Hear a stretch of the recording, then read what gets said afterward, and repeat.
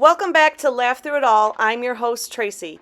Come join me as I talk to John Cruse of M3 Investments. He's a certified financial professional, and we talk about budgeting, emergency funds, wills versus trusts, life insurance, and so much more. Okay, so I want to talk about two different types of people. I've got a lot of divorced, people who are my age and who are recently divorced, and I also have friends who are starting new families. So if you could kind of tell me, what would be some good first financial steps, if you want to start with the divorced people first and break that down a little bit, and then maybe families who are just starting off. A newly divorced individual, I think there are maybe 3 to 4 most important things to kind of think about. You always want to update your budget and make sure you assess all your finances. And kind of what that means is looking at, your income and your expenses. You might factor in if you get any type of child support, alimony, or a lot of times there's reduction of income because a two-income household goes down to one, and that might blow up a budget that you once thought was normal or tight at one point. And then a lot of times it's like understanding what your fixed expenses or discretionary expenses are, because you have a whole new lifestyle that you have to adjust. And then typically when divorces happen, there's a lot of inflows of and outflows of cash. So rebuilding your emergency fund is probably one of the most important things that you want to do. The second thing, separate bank accounts. Look at all the accounts, close all joint accounts, open new checking. Make sure you look at all your credit cards, because there's plenty of times where there's authorized users on there, and the last thing you want to do is have that significant other or X be associated to any of that. Looking at your estate plan is not solely, trusts and wills, but like if you have life insurance or retirement accounts, those beneficiaries, you should update those ASAP, because something happens to you tomorrow, I'm assuming you don't want your ex to be part of any of that. Absolutely.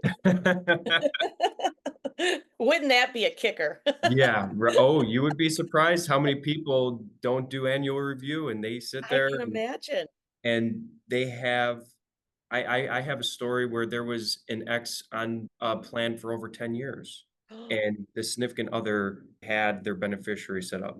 My client was the significant other, and the ex passed away, and guess who inherited the money? Was my client, when there was a whole snowball of second family and things in that nature. Sure. And, good for her, but terrible overall Terrible for them. situation, because now you're going through legality issues that, oh my gosh, nightmare. Anywho, and then the last thing I always like to talk about for like new divorcees and just trying to figure things out is like figure out a good savings plan, whether it's for retirement or, as I mentioned earlier, like rebuilding that, emergency fund. That will always be the most important thing, because, I think we can talk about that a little bit later, but that's the biggest thing. And as for new families, it's really, I mean, the agenda doesn't really change that much, except for, new expenses are going to pop up for new families, right? So budget is always going to be the number one item that I'm always going to talk about. Is the unforeseen expenses of kids Mhm. is crazy. You don't realize how expensive they are, especially when they're in diapers. When you're looking at your budget, add on at least 10 to 15% increase of expenses when you're looking at, you know, a new family. And then, a newly married couple, at that point, it's okay. There's always two ways to do things. Do you combine all your assets and put all your money into one bank account?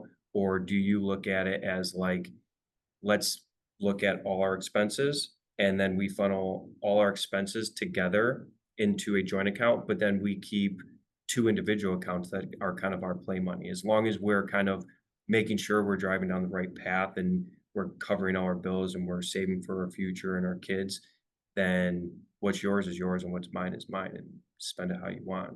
So there's always two ways to kind of look at that. Do you think that that is more popular now, is when people keep their own separate accounts? I mean, because if you think about even when I got married, I mean, people more often than not joined everything. But I seem to feel that people are keeping things more separate. It definitely is becoming more and more common. Personally, I think that's the best way to go. You Okay. know, as long as everybody's on the same page and the bills are gonna be covered and everybody's doing what they should be doing to contribute, it's your money. You should be able to enjoy it because nobody's guaranteed tomorrow, so you might as well be able to still enjoy what you got going on today as long as your house is in order. I think one of the biggest talking points, a new family should always look at life insurance. Life insurance is probably one of the most underrated, overlooked pieces when new families are starting out, and it doesn't need to be expensive. Life insurance, a lot of times you have like policies within your company. You work at Right. the school and they give you X amount and you can contribute a little bit more. But if you ever leave that school and you go somewhere else, you lose it, right? So you always look at like a private policy and you make a monthly payment or you make an annual payment, however you want to do it, whatever fits your budget. It brings the certainty to know that if something did happen to you or happen to your significant other, you are you're leaving them with something to make sure that they can still provide because you have to think childcare is not cheap. And now if you don't have two people working together and you only have one and you need to be the sole income provider, you're going to need full-time daycare. And that's just one expense that nobody really puts into perspective. Okay, so do you think life insurance that like say the life insurance that I have through my work, that's enough? Like how do you know if it's enough?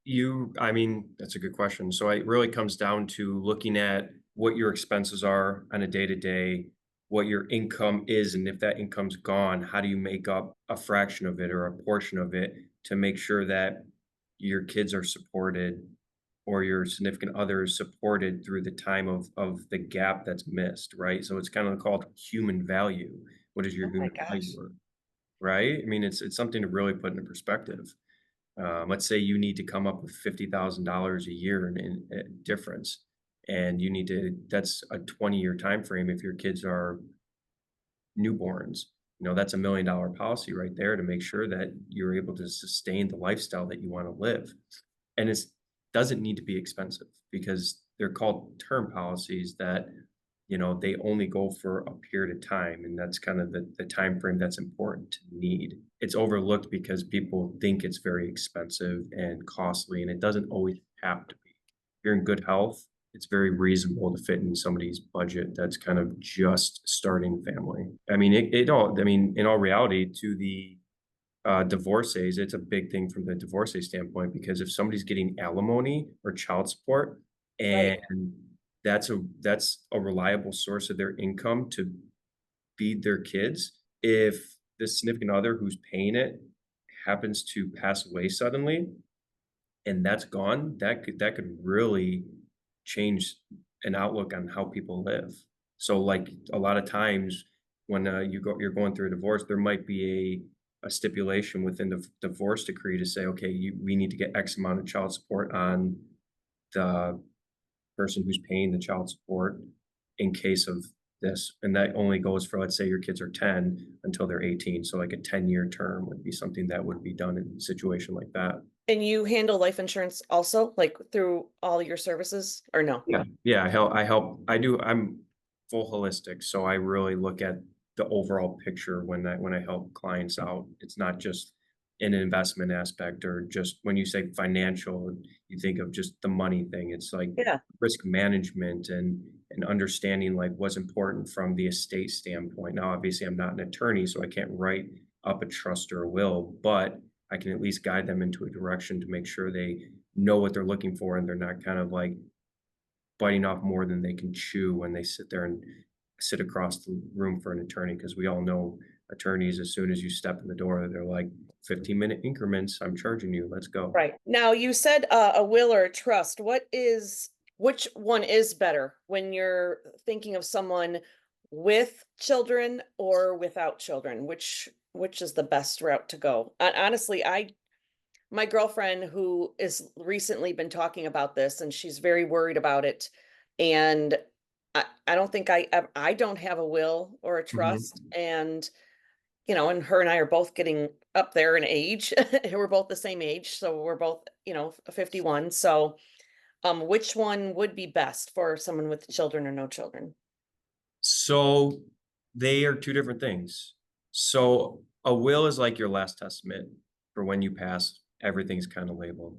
A trust is more of a tool to avoid probate on your passing.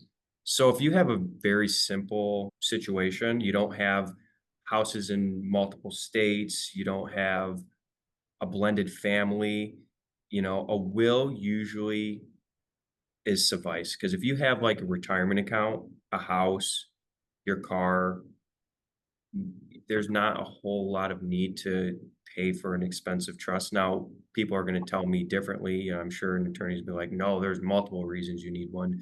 But from the simplicity standpoint and the cost effective standpoint, a lot of those needs can be fulfilled within the will because a lot of those assets aren't going to go through probate as long as you go through your checklist to make sure your beneficiaries are set up. You Okay. have, you could have a lady bird deed for your house, which then goes to the beneficiary. Obviously, if you have young kids, that's where it might be important, to have the trust because they can't handle that money. So it's going to go to the guardian. And if the guardian is your sister or brother or mother, you want to make sure that they're not squandering what you've left to your kids. And that's where the trust would come into place to say, okay, X amount is going to be paid out through the trust to the guardian to take care of my kids until they're of age. So would that be something like that I should do as a trust? If it's important, to make sure, like, if something happened to you within the next, well, Lainey's what? She's 13. 13, 14. She's got 2 or 3 more years, 4 more years before she's kind of considered a legal Okay. So individual, probably and not as much then. yeah, and then at that point, it's like, okay, do you see your kids having money problems? So there's a lot of Okay. people who their kids, they just are not financially or mature enough to handle if something happened to you to get this chunk of money. So the trust would be a good aspect to be like, okay, I know it's safety netted and there's kind of rules and guardrails for my kid until a certain age or for their entire life. I mean, there are some circumstances where the trust is paying out the kids pretty much an income for the Right. eternity of the estate because they just are they couldn't handle a lump sum of money. All right. Yeah, then no, that makes sense. We talked about budgeting a little bit. You mentioned budgeting. What definitely is the best plan for budgeting? If I think back to when I first got divorced, I mean, you spend so much of the money in attorney fees and everything else. And then, like say in my instance, I felt like I really was starting from bare minimum. So when you're trying to come up with a budget, I mean, I guess there again, take it from both aspects. If you're just divorced, how do you start a budget if you really don't have much and you're trying to still save? Because to me too, that's kind of a difficult thing to think about is, okay, I need this money right now, but I also want to put money away to plan for my future.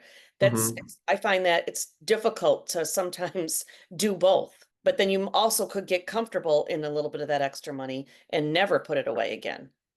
And that happens quite a bit. I don't doubt it because it's very it's definitely enticing to do that when you want and need some extra money. So I kind of want to I want to go back and say, okay, so to your point of when you first got divorced, or we can tie it together. You're starting a new family.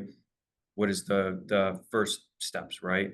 Yeah. I'm going to go back to the emergency fund because I think the emergency fund is the most important thing because it kind of is that financial stability or peace of mind to know that you have this little nest egg. And the emergency fund is usually 3 to 6 months of your expenses that you want to have. Supposed to save for that. Pardon? How do you save for that? It's small increments, right? And this will kind of go into the budget of like 3 to 6 months of your expenses, right? So let's say your monthly expenses, and all this comes down to is your grocery bills a month, your utilities, your house payment, the things that are like the necessities if something awry happens. You lose your job, there's a huge repair. Ideally, if you have a stable job and you have minimal dependence, usually 3 months is suffice. When you have a job that's kind of like has a lot of fluctuation in income or you have young kids, you wanna steer towards the 6 month. That's like this is like a comfort thing for a lot of people, like, where do what makes the most sense for you? And the reason why I like to start out before we talk about budget with emergency fund is it helps you in a place of need. You never touch it. Put it into a high yield savings account, something that's growing a little more than just the general checking account that you have at your bank. Okay. And it's going to give you that peace of mind that if something does awry, you have that, you can fall back on that versus either taking a loan on your retirement account or adding to a credit card bill that now is just ballooned to the point where you can't pay it, you're able to continue going on the right foot. So when you asked me earlier, like, how do you save for that? Yes. The question I ask you is, how do you eat an elephant? One bite at a time. You're in debt and you still need to try to do all that stuff. Start small with the emergency fund. Your first goal shouldn't be, let's say 3 months for you is $10,000. That's stressful to say, "How the hell am I gonna save $10,000?" And it doesn't have Absolutely. to be, like, next week, right? Your goal should be realistic. So, say, "I'm going to get $1,000 in the emergency fund within the next 2 months, 3 months," whatever that is to fit your needs. And then now you're kinda like you're getting comfortable to it. So then at that point, you kinda create a little automatic savings of $100, $50, and then it starts growing and it starts piling into that emergency fund. Another good way to do it is tax time, right? Everybody gets a nice Oh, little chunk at tax time. Some people like to use it for vacation. Some people like to use it for paying down debt. Well, let's say you get $3,000 back from tax. Take 1,500, put it in the emergency fund. Take that's a the good other idea. 1,500, go have fun. Go on your vacation with that, right? That's kind of or pay down your debt. But those are like kind of little tips and tricks that I would say how to build up that fund. And ideally, always leverage a high yield savings. Don't just have that sitting in your checking. Make it a little bit, it's always going to be accessible for you, but make it a little bit more challenging versus like going into your Chase account and be like, oh, I need money. Let me just move it from my savings to my checking. Have it go into a separate account that you can't just have a card that you're swiping. Very good tip. So that was long-winded into the, how do you do a budget? So that should be your first step. You get that emergency fund, you're kinda on the right track. The biggest thing with budgeting is there's no, like, right or wrong answer, but my opinions, my philosophies are the 50-30-20 rule. 50% goes to your needs, 30% goes to your wants, 20% goes to your savings and debt payments.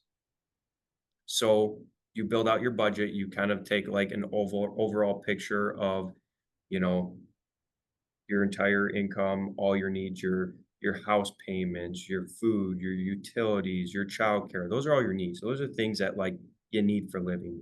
Your wants are going to be your entertainment, your vacations, any type of like extracurricular activities that you like to do. Go into those wants. Then you Hair go into appointments. hair appointments, of course. Of course, because if something right happens, you can miss one hair Right. appointment. You can't miss a house payment. Right, right.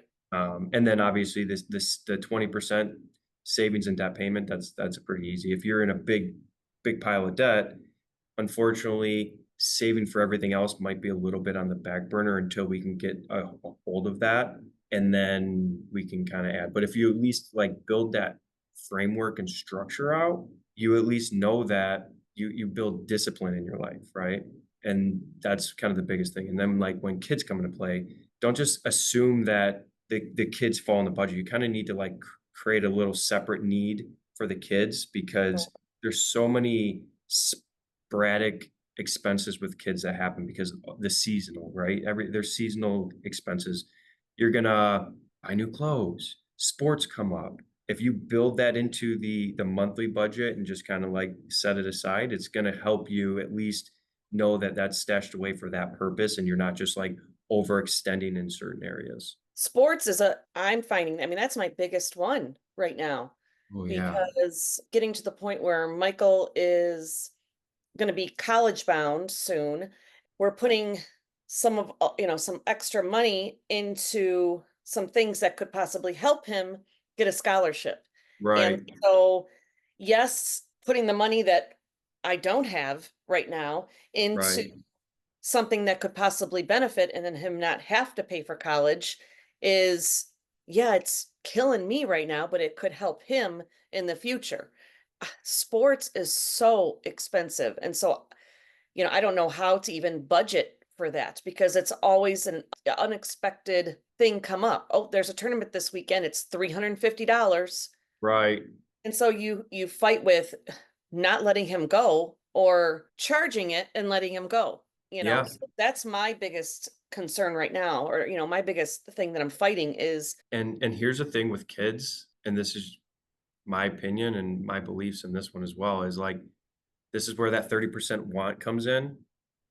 You really okay. you really only get maybe 10% for yourself when you have kids Mm, because yes. you have to be selfless in a sense, right? I mean, when you have kids, you can't be selfish anymore. So when that time comes, it's like, okay, that 30%, 20% for the kids. And that's exactly I stopped like getting my nails done. I stopped like Amazon Prime. It's like I'm looking for all of these little things, you know what I mean? Like No, yeah, little tiny things. I'm thinking, what am I paying for that I don't really need? And that's exactly what I've been doing is, just even going out to eat and doing these things. You can't do some of that stuff anymore because it's way too expensive. oh, But I've been just within the last, I'd say 2 weeks, have really been thinking about all these extra things that we do that are not necessary. Honestly, just through one paycheck, I've noticed a big difference. Just being more aware of where my money is going. yeah, yeah. There's a term for that. It's called the latte effect. So you have a good picture to say like, okay, hey, I'm seeing all these little expenses that like are not really necessities, but they just like start piling up. Yes. And that is usually the number one killer of like your budget.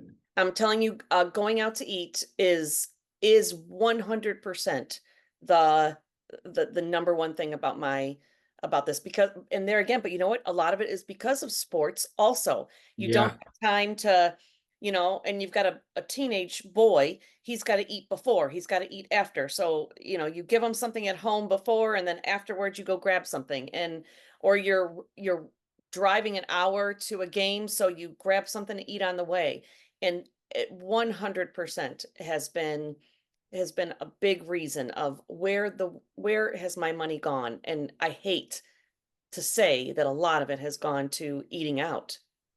yeah, yeah, and that's hard with a teenage boy because they're garbage disposals. I was once It one. it's nonstop. I swear to God, I don't know how I'm gonna make it. He'll eat Oh, a full meal and then like a half hour later, be like, I'm hungry. I'm like, well, I'm sorry. I don't know what you want me to do. I just couldn't go cook. drink some water, all right? Exactly. That has been really hard on my budget, but, like, it is really eye-opening when you take a look at what you're spending it on, and, people make fun of me all the time, but I still, to this day, balance my checkbook to the penny, and Oh, that's a great. lot of people do not do that. They just look on their bank account, see how much they have, and then can go from there, but for me, I have to know, and so just by me doing that, when I go to balance my checkbook every 2 weeks, I'm thinking, okay, so I make good money. There's no reason why I'm going paycheck to paycheck. And then when you really break it down and you look at what you're spending it on, it's easier for you to see where you can make cuts. Right, and it's not silly, and to be quite honest, that's like that's like first steps of, like, budgeting, right? Is Right. making sure you have your checks and balances. You might not have this spreadsheet of, like, every little item broken down, but Mhm. if you're balancing that checkbook and you're seeing, like, those discrepancies, like, now you are aware that, okay, these are the adjustments, and when you do a budget, it's like, you should be looking at it at the end of each month. Mhm. Like I do this every month with my wife, and I call it the State of the Union, where we sit down and we look at everything to make sure. I seriously, Yeah. we go through it all, and then once you like get into the rhythm and it becomes repetition, because everything becomes repetition after you do it. Was it 30 days or 90 days? It becomes repetition. Then you do it quarterly. Then you do it a little bit less, and then if something pops up, you start kind of getting a little more serious with it. But it's helpful and it keeps you on the right track for all aspects. I am a firm believer of it. Budgeting is extremely difficult, and I'm sure everybody has trouble with that. They do, and you know what? There are apps out there that make it easy. You don't need to be some Excel spreadsheet wizard. I think I don't know if Mint's still around, but there's another one called like You Need a Budget. Okay. There's a couple out there. I think the first step in budgeting would be to find a free budgeting one. If you have to pay for a budgeting app, then get it out of that's not in your budget. You're not wrong. You're not wrong. If you're at that point, it's okay. Where does it go? And that maybe the spreadsheet is your best friend. What do you think is the worst thing you can do for for budgeting or mistakes that people make when creating a budget? Oh, I would say top three, not looking at seasonal expenses. Christmas is a Oh, killer. mm-hmm. Um, School season is a killer. Underestimating expenses. I was a victim of that over the past however long, when I was doing my budget this year. I was like, yeah, we spend X amount in groceries. Oh, I was so wrong. Just look back, I'm like, how do groceries are expensive? And that's where my budget blew up, making sure you get a real good grasp on the expenses, because that's where it will eat you up. And then I mentioned it earlier, the latte effect, Yeah. ignoring those small expenses over a long period of time, it creeps, because you get some coffee, every morning. Yep. You have Hulu. Oh, I'm gonna get Netflix because this show's on it. Oh, but I want HBO Max because I want to watch what is the popular show on there, The House of the Dragons or anything like that. Like those things, and then like you said, eating out. I'm gonna go grab lunch. I grabbed. Mhm. I went out to lunch on Friday. It cost me $20. Yes. Imagine doing that 5 days a week. I went out to dinner. It was just me and the kids. We that I paid for. We went out to dinner for my mom's birthday. We went to Brown Iron, not too far from me. And it was again me, Michael. Of course, he eats it like an adult. Lainey eats nothing. It co- with no, this is with tip. It cost me $100. I thought I was going to have a heart attack right there in the restaurant. Yeah, $100 for me and two kids to go to yeah, dinner. Even my kids looked at me, they're like, "Are you kidding?" I'm like, and this is why we don't go out as often anymore. yeah. The food is so expensive these days. The biggest piece of advice is don't give up. If Mhm. you truly want to be dedicated and get your house in order with finances, and you built that emergency fund and you're going and starting the budget, don't give up if you fail your first month or your second month or your third month. And I think that's the most discouraging piece, is because you're just trying to figure it out. You kind of went a little crazy one month. Don't make that like your end all be all, being like, I can't do this anymore. It's a learning process. It's always evolving. Things are always changing, and just accept, embrace, acknowledge, and just keep going, because the more you do it, the more repetition, it just becomes a lot easier.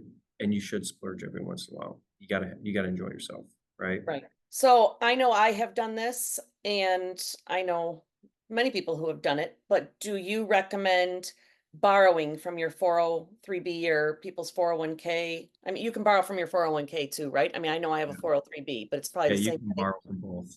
Okay. So what are your thoughts? I mean, if you're looking to consolidate consolidate, say, loans or things like that, is it better to borrow from that or to get a consolidation loan from, say, a company? I am not a fan of borrowing against 401ks or 403bs. Your 403b or 401k is considered a retirement account. It's your long-term future. So by borrowing against it, you're for the short term, you're kind of giving yourself a disservice. And on top of it, you're double taxing yourself. And I think that's what some people don't really think about because remember, you put your money in, it's in tax free. And when you pull it in the future, it gets taxed. When you take the loan out, you get the loan, and then when you pay it with your paycheck after taxes already come out into something that's considered pre-tax. So then when you need it again in the future, you got to pay taxes again. Okay. And so that's where you lose a lot of growth in your retirement future because of it. Don't get me wrong, there are times that it might make sense. Emergency that's just like unavoidable, like medical bills. If you're in a bad situation where like a foreclosure is in place, like you have to do it, right? If interest rates are super high, where like trying to get a personal loan doesn't make sense, or a home equity line, or you don't have an emergency fund, like you need to do it, unfortunately, right? Because it is there. But the worst thing that happens when you start doing it is it's a psychological thing where like that money is always available. It's always there. And now it becomes just like a savings account versus like your long-term future. And I think because I've heard, I mean, I know I've said it and I've heard a lot of people say it. It's like, well, it's better to pay yourself back than, to pay high interest to a company or a bank. Right, right. So to your point, interests are high. You Mhm. don't have your emergency fund. If you don't have those things in order, sometimes it's inevitable. Like you can't not, or you're not going to be able to pay the bill that you need to pay. Really, if you build your emergency fund, that should cover the big expenses that are needed to avoid having to borrow for something that you're going to need down the road. Because Social Security and a lot of people don't have pensions are not going to be enough for the lifestyle that everybody's used to living. Oh gosh, John, this conversation stresses me. No, I'm just kidding. No, don't make it stress you. Why do you Oh, say I know. that? I'm just kidding. Money stresses me. That's why. But you know what? It can be, but if you plan appropriately, I know. you're fine. Have a financial plan. Tracy, you have a financial plan. Okay, so last little topic I want to talk about, which you kind of had to have a come to Jesus for me because is the college, paying for college. I remember talking to you about wanting to make sure that I am saving money for my kids to go to college. And, I didn't, the one thing that when I did go through a divorce and or didn't have the extra money is I stopped putting money away for college so I could use that money. And then I wanted to get back into putting money away for them, and you kind of let me know what was more realistic. I had to come to the realization that there was just no way that I could save enough to pay for my kids' college Hmm. because of how expensive it is. What's the reality for people who are thinking about putting money away for kids' college? Like at this point, I guess as we talked about, if I could pay for their books, if I could help them with, food or with their dorm or, pay for things like that, that's more realistic than me actually being able to put money away to pay for their entire college. Yeah, college is expensive. I mean, if you're going to go in state, you're talking 23,000 a year on a low end. If you go out of state, 40,000, private, 55, 60,000. And that's a year. I mean, you're talking that's those are big numbers. You're 90 to 200,000 in education. It's gut wrenching for me. Like thinking about that, there's so many avenues nowadays, right? There are, boot camps if people want to get into programming. There's trade school, but if people are like, I want to go to a university, Mhm. you have to, from a parent standpoint, you have to look at your picture and say, if I can't retire how I need to retire because I want to save for my kids' future, you can't take out loans for your retirement. Exactly. I hate to say your kids can take out loans, but they can also get scholarships. financial aid. There, what are they called? The sport study programs they can do. Financially, it doesn't make sense right away. Community college is probably the best thing because I think about when I went to college, 18 years old. What do you want to do, John? I have Hmm. no idea. I have no idea. So why am I going to go spend $30,000 at Michigan State so that I can go drink? Right. Exactly. Exactly. Like, that's all that is. I'm taking my rec classes to go say that I partied every weekend, Thursday through to Monday, Right. So in certain instances, it might make sense to do a year or 2 at community college. It's And just not isn't incentive. community college, isn't that going to be free? Did I hear that right? It's going to Yeah, be I free? heard that as well. I have not actually fact checked it. Yeah, I feel like I just heard that. I don't even know where I heard it from, but that's amazing. That would be an Yeah, amazing place to start if you're not going away on scholarship or anything like that. That would be a great place. That's where I started. I started at yeah, community college to take all the prerequisite type classes. yeah, But I mean, I paid for my own college, and and I tell my kids, I would love nothing more than to be able to pay for your college.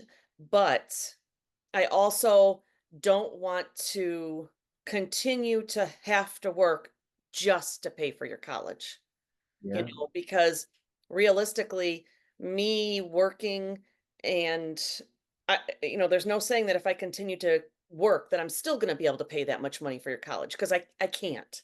right. Well, because And the day-to-day is yes, expensive alone. So, you have to think about all your needs, making sure you mhm, meet all those. You gotta live your life, so your wants are important and your kids' wants are important, and you have to put enough away to pay down your debt and your retirement so that you can one day alleviate the stress of the hustle and bustle of the day. yeah, so that was a hard, sad reality for me. I mean, I think in the back of my mind, I knew I wasn't going to be able to pay for their college, but it was always a hope. Well, both of them, listen, I love you, but you can't go into college thinking that it's going to be paid for. You're going to have to get scholarships, either sports scholarship, academic scholarships, or financial aid, things like that, because that's the only way we're going to be able to do this. And it's good that you're having the conversation with them now, right? Because they need to know, like, their financial future as well, right? So, here are your loans. Are you like, that's not a great option. You don't wanna put yourself in $100,000 worth of debt. Right. What are your alternatives? It might not be the best scenario because an 18-year-old's not thinking, financial, right? But they would thank you when you guide them down that path 10, 15, 20 years from now when they don't have all that debt because they aren't getting the full ride. If they get the full ride to the university of their choice or whatever university, take it and run. Absolutely. But, going through all these talking points, these are my opinions and philosophies.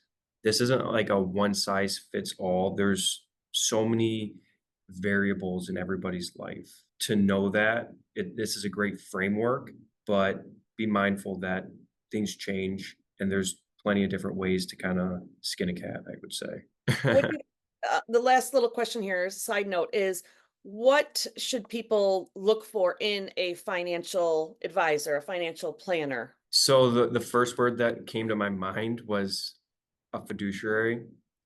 But I think it's such a vague word I don't because, even know what that word means. So what does that word mean? in a person that's in your best interest is, like, Okay. the idea behind it, but anybody can tell you that, so it's so hard, I think it really comes down to making sure that there's a mesh within the relationship, because when you are looking for a financial advisor, it is going to be a relationship. If it seems to be transactional and they're coming at you already trying to sell you something, that should be like a red flag to say, "Okay, hold on, where is this conversation going?" Because then you will get the once every year, once every 2 years that you might hear from them. It's not, "Okay, how do we set what does your picture look like? What are your wishes, your goals, and how do we get there?" So, like, when you have a more personal conversation with the person sitting across from you, I think that's when you kinda have the right individual. If they're telling you no and making you feel bad about yourself, I mean, does anybody wanna be in a relationship when you feel, like, little? The older I get and the more break down things like that, how that that goes across to anything. I say that about finding a therapist, a doctor, a financial planner, friendships, that all of that is what people should be looking for in anybody that they interact with in a personal matter, you Oh, of know. course. And so financial someone who's going to guide you financially should be just exactly the same. Yeah. So I think that's great what you just said, because it's so true. And I know you've done great for me financially, so I I appreciate I you. I appreciate you. If you're looking for a certified financial professional, you can reach John Cruse from M3 Investments at 586-232-5239. The views and opinions expressed herein are my own and may or may not represent the views of the Lincoln Investment Companies. The material presented is provided for informational purposes only and should not be considered tax, legal, or financial advice. Advisory services offered through Capital Analysis or Lincoln Investment, registered investment advisors. Securities offered through Lincoln Investment, broker dealer, member FINRA/SIPC.